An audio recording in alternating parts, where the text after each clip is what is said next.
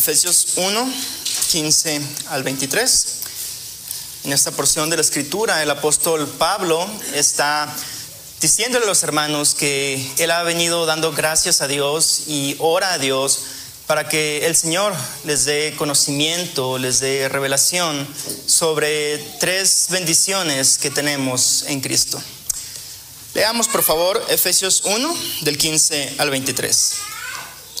Por esta causa también yo, habiendo oído de vuestra fe en el Señor Jesús y de vuestro amor para con todos los santos, no ceso de dar gracias por vosotros, haciendo memoria de vosotros en mis oraciones, para que el Dios de nuestro Señor Jesucristo, el Padre de gloria, os dé espíritu de sabiduría y de revelación en el conocimiento de Él, alumbrando los ojos de vuestro entendimiento, para que sepáis cuál es la esperanza a que Él os ha llamado y cuáles las riquezas de la gloria de su herencia en los santos y cuál la supereminente grandeza de su poder para con nosotros los que creemos, según la operación del poder de su fuerza, la cual operó en Cristo, resucitándole de los muertos y sentándole a su diestra en los lugares celestiales, sobre todo principado y autoridad y poder y señorío, y sobre todo nombre que se nombra, no solo en este siglo, sino también en el venidero. Y sometió todas las cosas bajo sus pies, y lo dio por cabeza sobre todas las cosas a la iglesia, la cual es su cuerpo, la plenitud de aquel que todo lo llena en todo. Oremos. Nuestro Padre Celestial, Dios Todopoderoso, que vives y que reinas sobre todo, te damos gracias, Señor, porque podemos nuevamente, Dios, apartar un día a la semana para venir y adorarte y escuchar, Dios, tus palabras. Señor, ruego que me ayudes hoy en mi debilidad a compartir, Señor, tu palabra, compartir tu evangelio. Señor, que alumbres nuestros ojos, que podamos ver, Dios, aquello que tú tienes para nosotros en esta tarde. Señor, que podamos comprenderlo y esta porción de tu palabra, Dios, que va a tocar nuestro cerebro. Oh Señor, rogamos que también toque nuestros corazones, que podamos, Señor, ser transformados por tu palabra y, Señor, vivir conforme a tu voluntad. Que podamos, Señor, encontrar ánimo en ti, que podamos, Señor, darte adoración por medio de lo que tú has hecho en nosotros. Rogamos que nos guíes en nombre de Cristo. Amén. Hace algunos meses atrás, mi sobrina más pequeña estuvo pasando por algunos problemas en su escuela relacionados con su vista. Se llevaba reportes porque a veces no participaba en clase, porque cambiaba algunas letras por otras y otras situaciones similares. Al saber esto, mi hermana decidió comprarle unos lentes y nos contó que cuando la niña se puso los lentes, su reacción fue: ¡wow, mamá! Ya no los miro como resbaladillas, nos miraba como algo estirados. Mi sobrina no podía ver con claridad las cosas que había frente a ella. Ella requería la ayuda de esos lentes, pero no lo sabíamos. Posterior a eso, por supuesto, las cosas cambiaron para ella y tuvo ánimos. Hermanos, eso es lo que pasa muchas veces con nosotros. A veces no vemos la realidad de las bendiciones que tenemos en Cristo porque somos cortos de vista y requerimos la ayuda de Dios. Y esto es precisamente lo que el apóstol Pablo está diciendo en este texto a los hermanos en Éfeso. Pablo ha venido hablando durante todo el capítulo de una serie de bendiciones que tenemos en Cristo. Nos ha hablado que fuimos escogidos desde antes de la fundación del mundo. Nos ha hablado sobre la predestinación, la adopción, la redención, sobre el misterio del evangelio que se nos ha revelado, sobre el Espíritu Santo que ha sido puesto en nosotros como un sello. Y ahora, finalmente, él cierra el capítulo con tres bendiciones más. Él les menciona a los hermanos que no cesan de dar gracias a Dios por causa de su fe en el Señor Jesús y su amor hacia los hermanos, Pero la oración de Pablo es para que Dios les provea de entendimiento, de luz, de revelación, para que puedan ver estas bendiciones finales.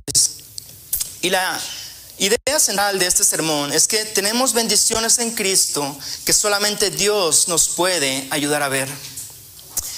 Y la primera de ellas es que en Cristo tenemos esperanza. En Cristo tenemos esperanza.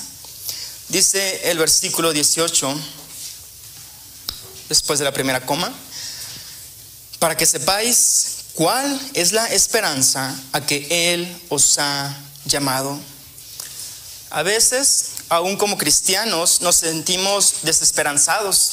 Cuando viene una prueba tras otra, perdemos el trabajo justo cuando tenemos a un hijo o un padre enfermo.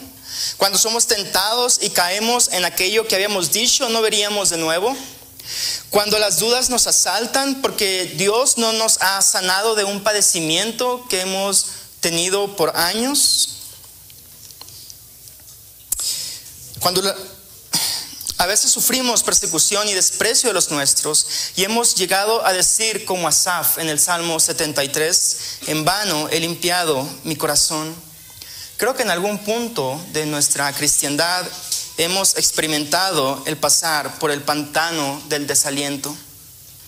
Sin embargo, hermanos, en medio de todas estas aflicciones, nuestro Cristo reina. Y es cuando nosotros ponemos nuestros ojos en el poder y la gracia de Dios, somos capaces de mirar por su gracia una vez más a ese Cristo que reina por encima de nuestras dificultades, y es ahí cuando vemos nuestra esperanza. ¿A qué se refiere esta esperanza?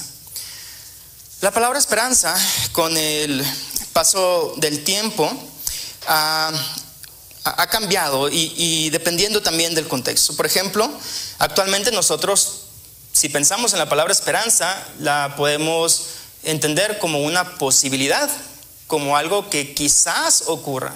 Tengo esperanza de obtener cierto empleo, tengo esperanza de que mi equipo gane, como que lo relacionamos más con esa cosa. Sin embargo, la esperanza a la que se refiere Pablo aquí no es una posibilidad, sino una seguridad. De modo que esta esperanza de la cual hablamos no es algo que lleguemos a perder de manera objetiva, aunque en ocasiones subjetivamente sintamos que la hemos perdido. Esto no depende de nosotros, sino de aquel que nos llamó a ella.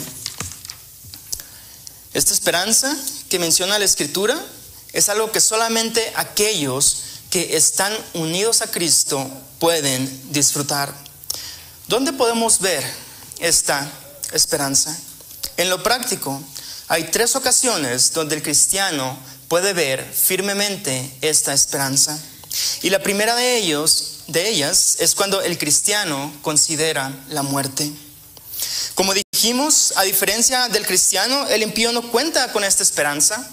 Hay quienes ciertamente esperan con seguridad llegar al cielo cuando mueran. Tienen mucha seguridad de que Dios los va a recibir porque no son tan malos como los otros hombres o por ciertas cosas buenas que han hecho. Pero al fin de cuentas, esa es una esperanza subjetiva. Y mueren con esa falsa esperanza. Y es en ese día donde se dan cuenta que su esperanza no les sirvió de nada, porque era una esperanza puesta en sí mismos y no en Cristo. Hay otros que creen que no hay nada más allá de la muerte, que simplemente cuando la vida se acaba, se acaba. Y viven sin tener en cuenta a Dios. Ellos han optado por cerrar voluntariamente sus oídos al Evangelio y habiendo cerrado sus corazones a Cristo, se han privado de esta esperanza, pues sin Cristo no hay ninguna esperanza. Pero qué diferente es con el creyente, aquel que antes era un desdichado, pero que ahora ha respondido con fe al Evangelio. Ahora tiene esa esperanza a la cual Dios lo ha llamado. Al final de sus días escuchará la voz de su maestro diciéndole: bien, buen siervo y fiel, sobre poco has sido fiel, sobre mucho te pondré, entra en el gozo de tu Señor.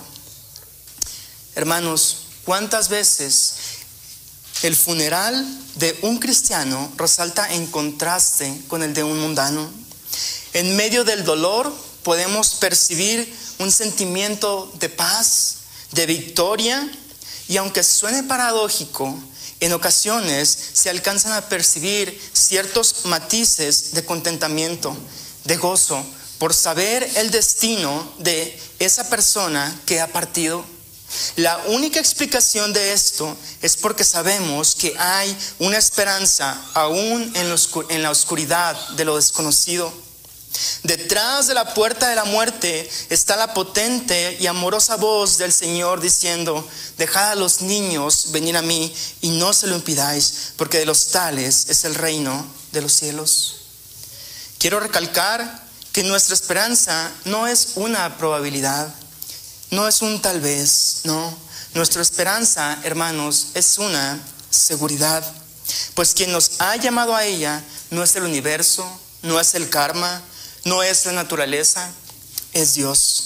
Y a Dios le ha placido darnos al Espíritu Santo como un sello en esta seguridad, como lo vemos en el versículo 13 y 14.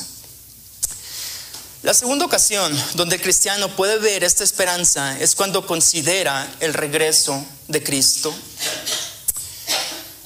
Al día donde será reunido con su Salvador, tenemos como esperanza segura que Él vendrá a juzgar a vivos y a muertos. Hay un fin de todo esto y es un fin bueno, uno donde salimos victoriosos del diablo, del mundo y de la carne. Un fin donde veremos a Cristo como el león de la tribu de Judá, gobernando con poder a todos los pueblos, naciones y lenguas. Un fin donde veremos a Cristo que Él pagará con tribulación a los que nos atribularon, donde Él hará justicia. Un fin donde Él será visible a nuestros ojos y desaparecerá toda duda, todo rastro de pecado será quitado. Verás, hermano, que aquellos pecados que tanto te asediaban durante tu vida, de los que te avergonzabas y decías en oración y ruego al Señor: Señor, ¿hasta cuándo?, ya no estarán más. Un fin donde podremos contemplar a Cristo como nuestra esperanza y adorarle por la eternidad y ser llenos de gozo. El mayor placer que hemos experimentado en esta vida no se comparará a la alegría de estar con Cristo, porque fuimos hechos para estar con Él. La tercera ocasión donde el cristiano puede ver esta esperanza es cuando considera el dominio de Cristo. Las otras dos ocasiones son futuras, sin embargo esta es presente. Y hermanos, no necesitamos esperarnos a un futuro para poder tomarnos de esta esperanza. Hoy podemos descansar en ella, conociendo el hecho de que nuestro Dios reina. Miremos nuestro texto hablando sobre el poder, la fuerza de Dios. Dice Pablo en el versículo 20: la cual operó en Cristo, resucitándole de los muertos y sentándole a su diestra en los lugares celestiales, sobre todo principado y autoridad y poder y señorío, y sobre todo nombre que se nombra, no solo en este siglo, sino también en el venidero.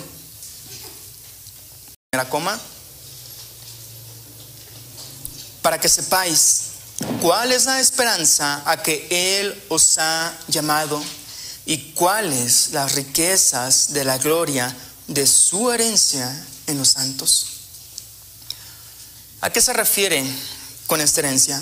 Bueno, la Biblia menciona diferentes significados de la herencia, dependiendo del contexto. Pero en nuestro pasaje se está hablando de la herencia que nosotros tenemos en Dios. Es decir, es como Dios lo dice a la tribu de Leví en Números 18:20: yo soy tu parte y tu heredad en medio de los hijos de Israel. Esta herencia es tan vasta que aun cuando es compartida entre los creyentes, perdura por la eternidad sin disminuir en lo más mínimo su valor. Pablo dice que esta herencia es en los santos. No es algo que pertenece únicamente a un grupo selecto de eruditos, estudiosos. No, es para todos aquellos que han puesto su fe en el Hijo de Dios, aun cuando estos no tienen mucho conocimiento. El niño más pequeño entre nosotros en esta tarde que ha puesto su fe en Jesús y el adulto con más años en la cristiandad tienen en Cristo el mismo derecho a gozar de esta herencia. ¿Cuál es el propósito de conocer esta herencia? Consideremos el contexto de los hermanos en Éfeso. Cuando ellos se convirtieron, según lo que relata el libro de Hechos, ellos trajeron muchos libros de ocultismo y los quemaban frente a los demás como un gesto público. Hacer esto era tirar sus ganancias a la basura. Ellos habían perdido su fuente de ingreso, por así decirlo. Era a lo que se habían dedicado por años. Ellos habían decidido perder su herencia y su riqueza mundana por obtener una mejor herencia y una mejor riqueza, una celestial.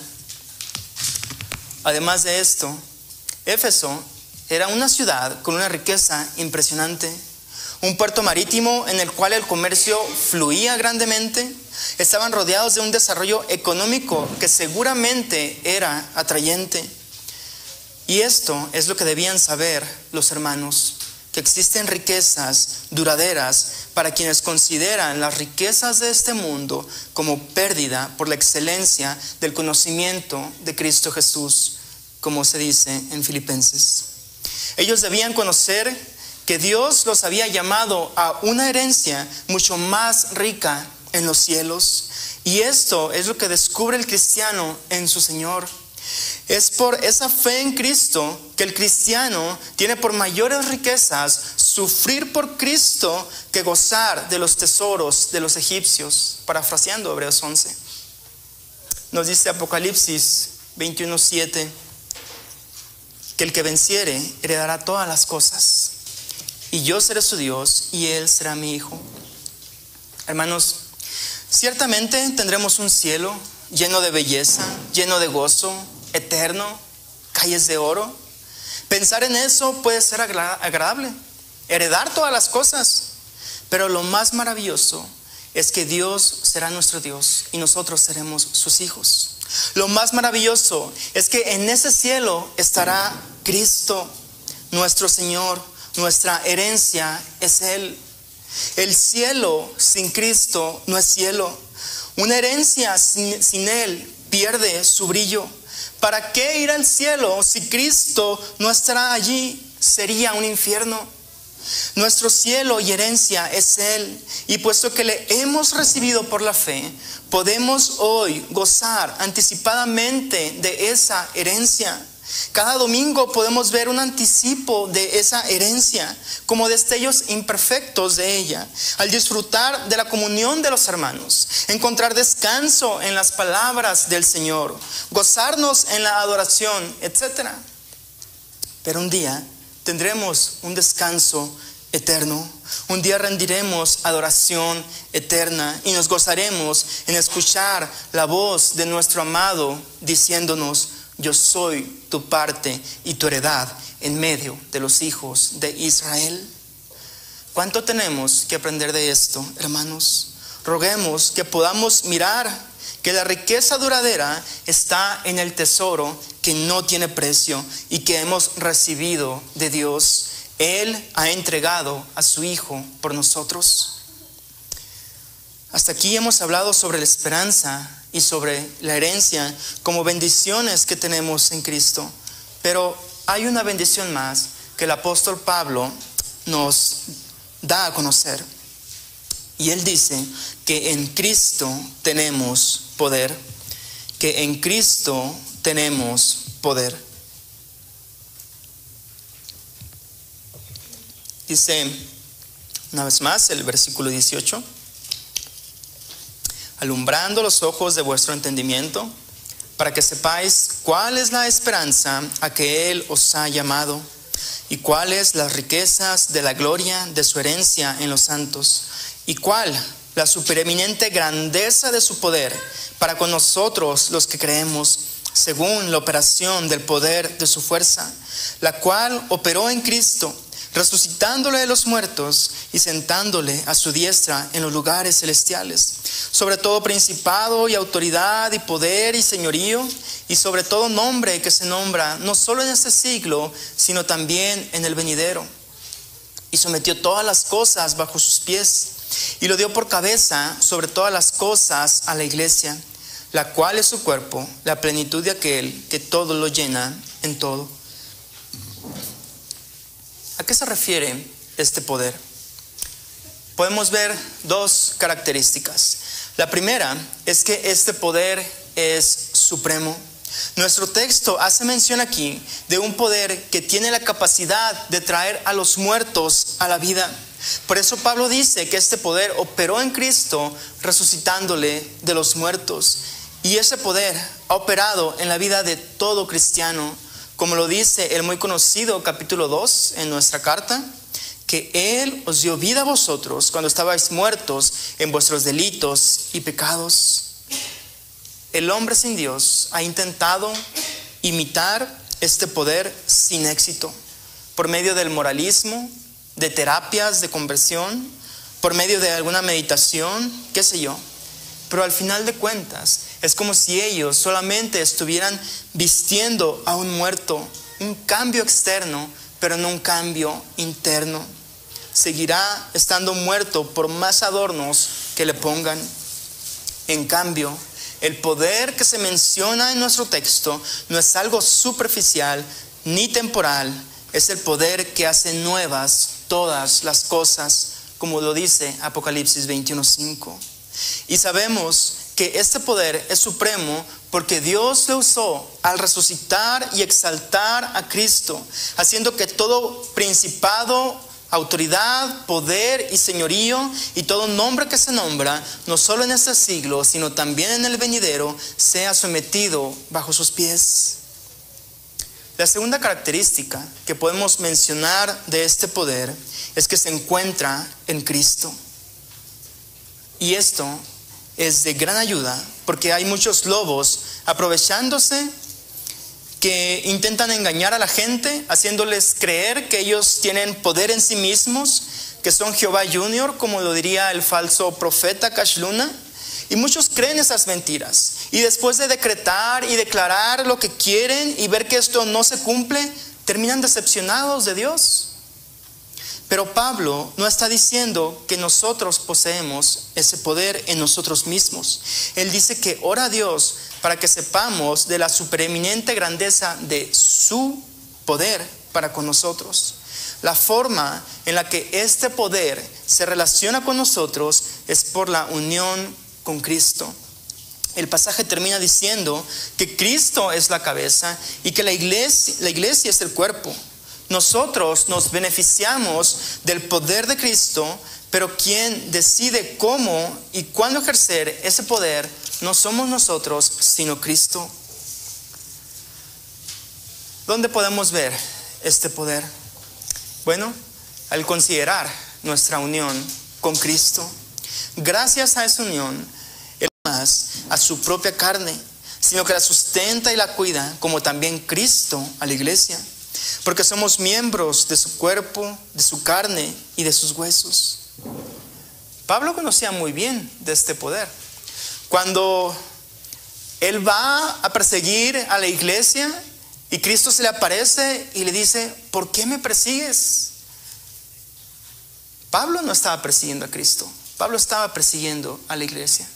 Pero Cristo se pone enfrente defendiendo a su iglesia y dices, lo que haces con ellos, lo haces conmigo. ¿Por qué me persigues? Dios con su poder cuida a su iglesia. Y aquí tú puedes incluirte, hermano. Él cuida de ti en particular, en cada paso que das, porque eres su especial tesoro. Y saber esto debe de animarte. ¿Cuál es el propósito de conocer este poder? Animarnos. Consideremos lo que saber esto significaba para los hermanos de Éfeso. Ellos eran una minoría. No contaban con muchos recursos y eran odiados por el resto de los ciudadanos a causa de Cristo. Quizás podemos recordar la historia que se menciona en el capítulo 19 de Hechos, donde se relata cómo unos hermanos fueron tomados por una multitud y maltratados porque la predicación de Pablo decía que no eran dioses los que se hacían con las manos. Esto hacía enojar a los que vendían réplicas en miniatura del templo de la diosa Diana, el principal ídolo en Éfeso. Entonces, los hermanos habían experimentado un gran poder opositor, persecución. ¿Cómo creen que se sentían? ¿Humillados? ¿Con temor? ¿Con inseguridad en su fe? Ellos necesitaban saber de la supereminente grandeza del poder de Dios. Necesitaban saber que al Señor Jesucristo, a quien servían, adoraban y predicaban, Dios lo había puesto por encima de Diana y de todo poder político, social y religioso.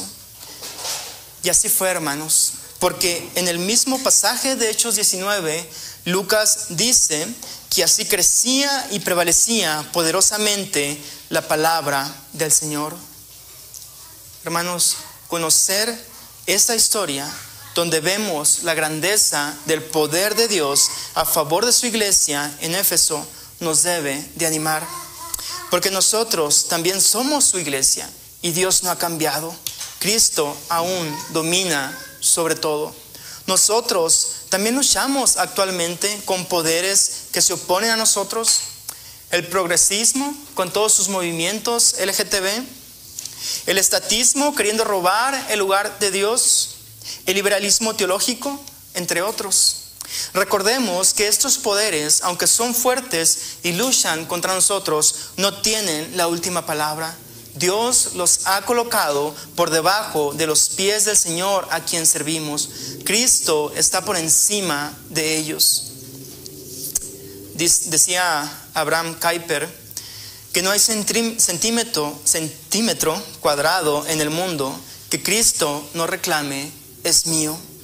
Y por nuestra unión con Cristo, siendo Él nuestra cabeza y nosotros su cuerpo, podemos reclamar lo mismo. Esto le pertenece a mi Señor, no al Estado, no al progresismo ni a ningún otro poder.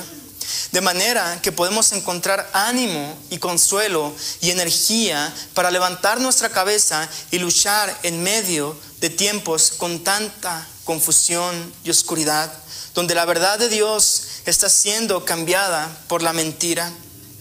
Recordemos que nuestro Dios reina. Cristo, nuestra cabeza, Dios lo ha hecho sentar a su diestra en los lugares celestiales. Finalmente, me gustaría terminar con dos aplicaciones. En primer lugar, cristiano, ten ánimo. Yo sé que te pueden desanimar muchas cosas en este mundo y por ello llegar a pensar que no tienes esperanza, que no posees nada de valor ni de fuerza. Pero anima tu alma recordando estas bendiciones que vimos. En realidad, eres el único que posee esperanza, aunque no la sientas en ocasiones, que posee una herencia de inestimable valor sobre toda la creación. Y asimismo, tienes el poder de Dios guardándote. Voltea a ver las bendiciones que tienes en Cristo. En segundo lugar, amigo, que estás sin Cristo en esta tarde, tú no tienes esperanza ni herencia en el reino de Dios. Tu poder no puede darte estas cosas. Ruega a Dios que use su poder para que te resucite a ti, que te dé vida espiritual y puedas tener parte en esta herencia, porque en este momento estás sin Cristo y tu parte, tu herencia, es el lago de fuego. ¿Quieres tener esta esperanza de la que hablamos?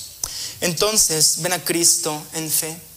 Él es especialista en perdonar a pecadores y transformar vidas para Él. Vamos a orar.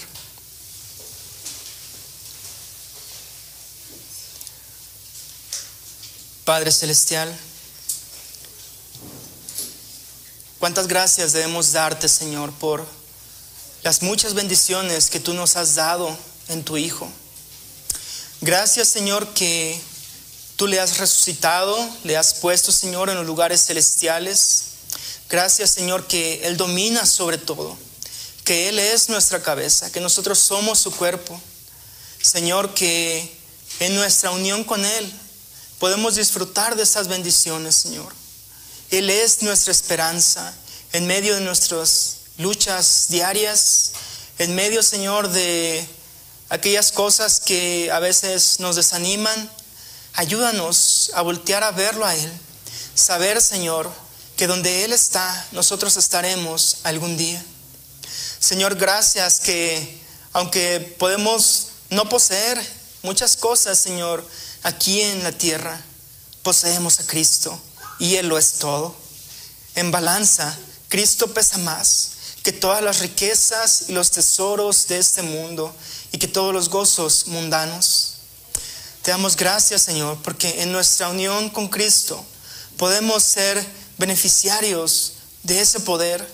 Señor, porque has usado ese poder para traernos a la vida. Porque, Señor, usas ese poder para guardarnos, para perseverarnos, para seguir, Señor, en nuestra cristiandad. Y te damos gracias por ello. Señor, reconocemos que a veces somos cortos de vista para ver estas bendiciones. Oh Dios, pero así como Pablo oraba, Señor, para que los hermanos pudieran ver estas cosas. Oh Señor, te pedimos en esta tarde que también, Señor, por tu Santo Espíritu alumbres los ojos de nuestro entendimiento. Que, Señor, podamos conocer de ti. Que podamos, Señor, ir a un conocimiento experiencial más profundo de ti, Señor. Poder vivir conforme a tus promesas. Poder vivir, Señor, conforme a esta herencia, a esta esperanza, a este poder. Y todo para tu gloria y que resulte en adoración a ti. Guíanos, Señor, en el resto de este día. Danos descanso y guárdanos, Señor, en esta semana. En nombre de tu Hijo Cristo y para tu gloria. Amén. Que el Señor los bendiga, hermanos.